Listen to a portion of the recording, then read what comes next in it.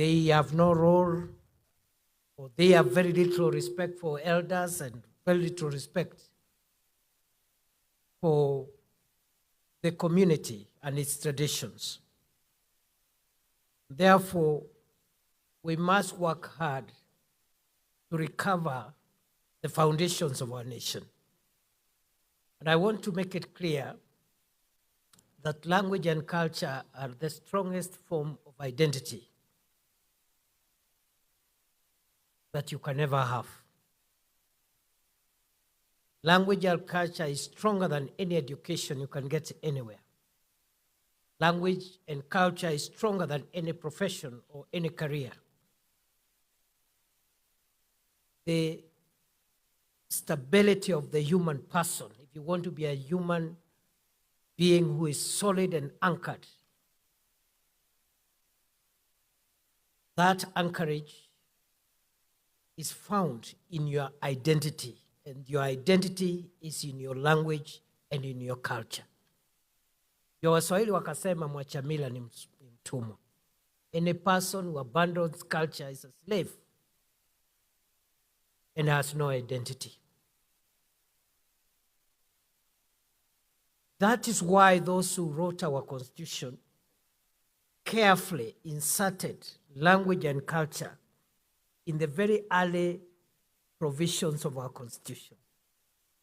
Just immediately after the preamble of our Constitution and the bedrock constitutional principles that appear there, language and culture comes very early.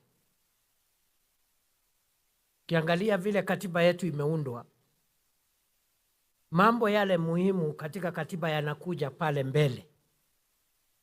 The description of our country, the territory of our country, the constitution of our country and the 47 counties. Immediately after that, in Article 7, you discover it talks about need for the state to protect languages. English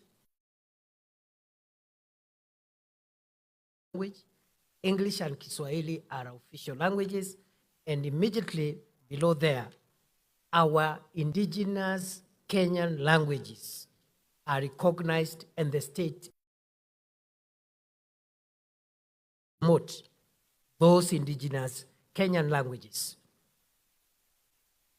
That is Article 7. Go to Article 11, and you'll find the state again given the duty to promote cultural expression of all the people of Kenya in their communities and in their various identities. That Article 11 on culture, cultural expression, and cultural expression is through music, it's through language, it's through arts and other performances. It's preceded by Article 10, which has our national values and principles of governance: patriotism, national unity, respect for human rights and human dignity, equality, etc., etc.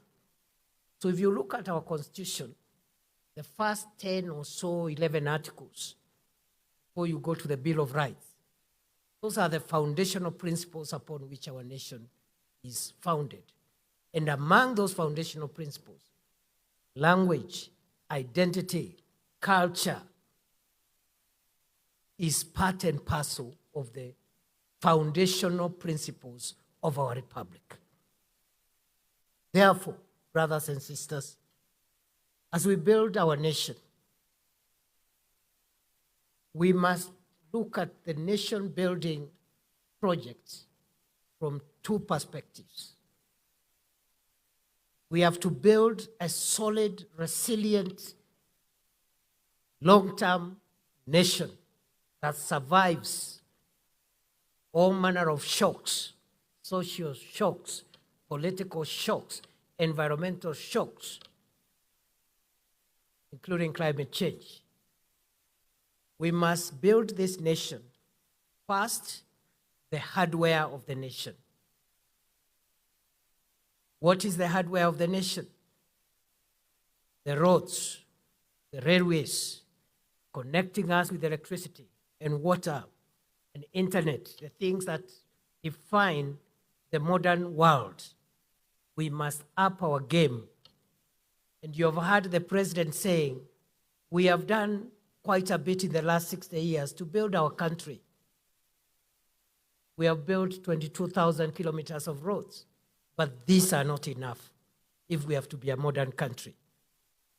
We have connected 10,600 households with electricity out of the 10,600,000 households are today connected with electricity, making Kenya one of the most connected countries in Africa at 75% connectivity with electricity. Some of the African countries are at 11%.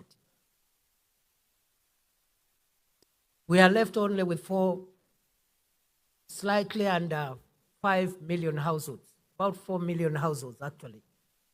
And we'll get universal connectivity by the year 2030 in accordance with Vision 2030. We've made strides to provide water.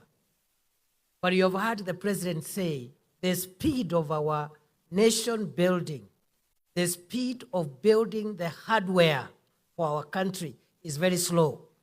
That's why he has said we look for innovative ways of looking for resources to build more roads, to provide more water, to provide more electricity, and also to